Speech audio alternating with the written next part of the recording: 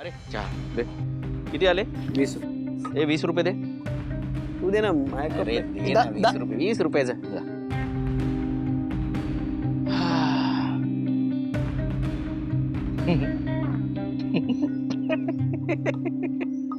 दादा तुला काय झालंय हसायला? काय नाही रे, मला आपल्या आई वडिलांच्या परिस्थितीवर हसायला येतं. लाडके जावई म्हणून दोन्ही जावयांना डोक्यावर बसवलं. त्या जावयांनी काय दिवस दाखवले त्यांना? हा? एक तर ठार वेडा निघाला आणि दुसरा खुनी. ए दादा हे बघ, सिद्धूला खुनी वगैरे बोलू नकोस हा. का? का म्हणजे? अरे ऍक्सिडेंट झालाय त्याच्या हातून. हा मग त्या ऍक्सिडेंट मध्ये माणूस मेलाय, त्यानेच मारलाय म्हणजे खुनीच. दे इकडे सिगरेट. नाही खुनी वगैरे नाही. हा हवं तर आपण आरोपी म्हणूयात त्याला. तू प्रेमाने काही म्हण रे, तुझा लाडका मेवणा आहे ना तो गाडे पाटील. पण म्हणून काय मुद्दा बदलत नाही, कळलं ना? त्या जयंतने आपल्या बायकोला गोव्याला नेऊन गायब केलं आणि या सिद्धूने आपल्या होणाऱ्या बायकोच्या होणाऱ्या नवऱ्याला तो नवरा होण्याच्या आधीच गायब केलं. यार दादा ते सगळं जाऊ दे, पण आता मला या गोष्टीचं प्रेशर आलंय की माझ्या बिझनेसचं पुढे काय आणि कसं होईल. तुला अक्कल नको? हा, तुला अक्कल नको का? हे घे सिगरेट इथं. अरे कोणावर विश्वास ठेवायचा? पॉलिटिशियन लोक तुझ्या सासरकडचे सगळे आपल्या गाठीचे, त्यांच्यावर विश्वास ठेवलास तू, झाला सुरू बिझनेस? काय सांगतोय? आता माझ्या बिझनेसचं काय होणार? 12 वाजणार. काय? 12 वाजणार.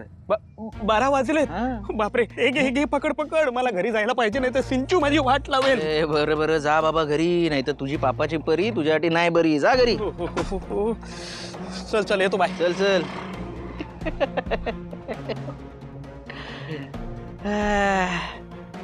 सिद्धिराज गाडे पाटील. गाडे पाटील दार उघडा. फक्त 2च मिनिटं वेळ हवाय. दार उघडा गाडे पाटील. आम्हाला प्रश्नांची उत्तरं हवी आहे. आम्हाला आमचा दार उघडा. आम्ही लगेच जाऊ. आम्हाला फक्त काही प्रश्नांची उत्तरं हवी आहेत, तेवढी मिळू द्यात आम्हाला. गाडे पाटील समोर या. बघितलंस, गाडे पाटलांची अमृत चव्हाट त्यावर मांडायला लगेच आली गिधाड दारापर्यंत. ए कुठे चाललास? तुला कुठेही जायची गरज नाही बाईस. तिथं पार्टी ऑफिस मध्ये जायची घाई केली असशील. त्या सिद्धूला गाडी वेगानं पळव म्हणून सांगितलं असशील. पावसाचे दिवस पळवले, त्यानं दिसलं नसेल त्याला. आणि हे सगळं त्यामुळं घडलं, कळलं?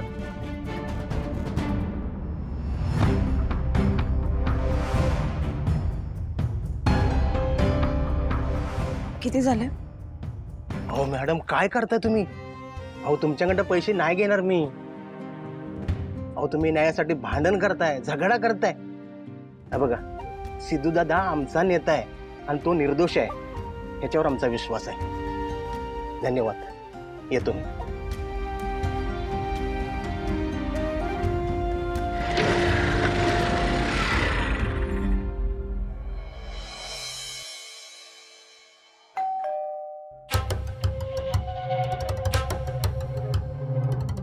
ए तो आजी भावना असेल तर तिला बाहेरच ठेवणार आहे का?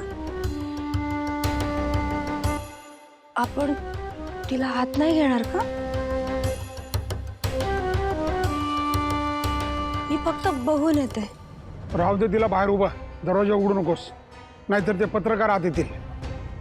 पप्पा आजी, पण भावनाने जर पत्रकारांना काही चुकीचं काही वेळ सांगितलं तर अडचण होईल. दाराच्या भोकातून बघ आणि लगेच परत ये. आजी. आणि ऐक, जर का त्यांना चाहूल लागलीच तर सांग घरी नाहीये म्हणून. हो. गाडे पाटील आम्ही लगेच जाऊ. आम्हाला थोडासाच वेळ हवाय तुमचा. काही प्रश्नांची उत्तर द्या आणि लगेच आम्ही जाऊ. आम्हाला आमच्या प्रश्नाची उत्तर द्या गाडे पाटील. गाडे पाटील दार उघडा.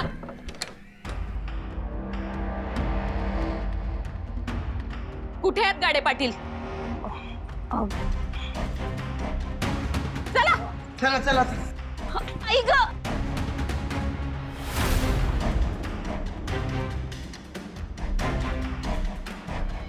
हे बघ इकडे ये. चल चल चल. एक अरे थांबा जरासा. अरे कुठे संपतराव, आम्हाला आमच्या प्रश्नाची उत्तरं द्या. संपतराव, इतके दिवस तुम्ही मुलाचं सत्य जगापासून का लपवलं? डॉक्टरांनाही वरनं ऑर्डर आली, म्हणजे तुमचाच हात असणार. अशा प्रकारे तुम्ही सत्ता चालवणार का? यासाठीच तुम्हाला निवडून दिलंय? झालं तुमचं.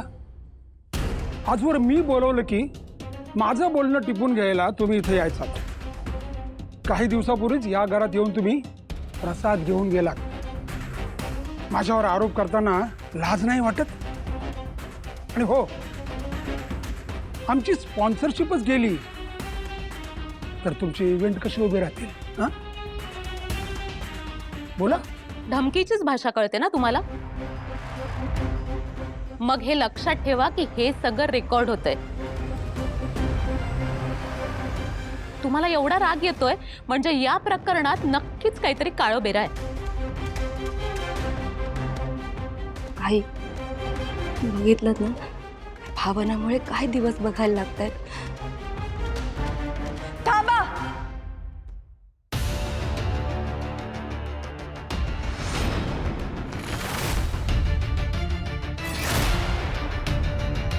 भावना मॅडम, चला चला चला चला चला चला चला. भावना मॅडम, भावना, सिद्धिराज गाडे पाटील हा तुमचा नवरा आता म्हणतोय की तोच गुन्हेगार आहे. याबद्दल तुम्हाला काय म्हणायचं आहे? गरीब मुलींना असंच फसवलं जातं याचा अनुभव घेऊन तुम्हाला कसं वाटलं? तुमचं आधीचं लग्न मोडण्याचा त्याचा डाव तुम्हाला माहित होता का?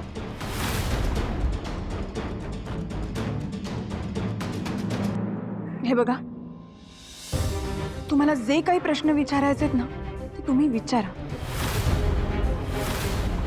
ही केस उभं करणं हा माझा निर्णय होता. त्यामुळे जे काही प्रश्न विचारायचे तुम्हाला ते तुम्ही मलाच विचारा. पण या सगळ्यामुळे माझ्या घरच्यांना त्रास झालेला मला नाही चालणार. सिद्धिराज गाडे पाटलांना तर तुम्ही सगळेच ओळखता आणि त्यांना किती सत्याचं महत्व आहे हेही आपल्याला चांगलंच माहिती. आणि माझ्याही आधीपासून एक नेता म्हणून तुम्ही त्यांना ओळखता. आणि त्यांना जर का आधीच कळलं असतं की ते आरोपी आहेत तर त्यांनी ते आधीच सांगितलं असतं. पण त्यांना माहीतच नव्हतं की त्यांच्या हातून कुठला तरी गुन्हा घडलाय. जसे जसे पुरावे समोर आलेत तसं तसं त्यांना समजत गेलं आणि म्हणून त्यांनी डायरेक्ट कोर्टात येऊन त्याची कबुली दिली. आणि जर का हे सगळं त्यांना वाटलं नसतं तर कोर्टात येऊन डायरेक्ट त्यांनी साक्ष दिलीच नसती. आणि त्यांनी ही गोष्ट थेट कोर्टात कबूल केली. कारण का, जेव्हा जीवाभावाच्या नात्यांचा प्रश्न असतो ना तेव्हा एखाद्याचा निश्चय डळमळू शकतो. अशी भीती त्यांना वाटली म्हणून ते तसं वागले. आणि उलट त्यांनी सत्याची बाजू घेतली. स्वतःची पर्वा न करता सत्याच्या बाजूने उभे राहिलेत ते.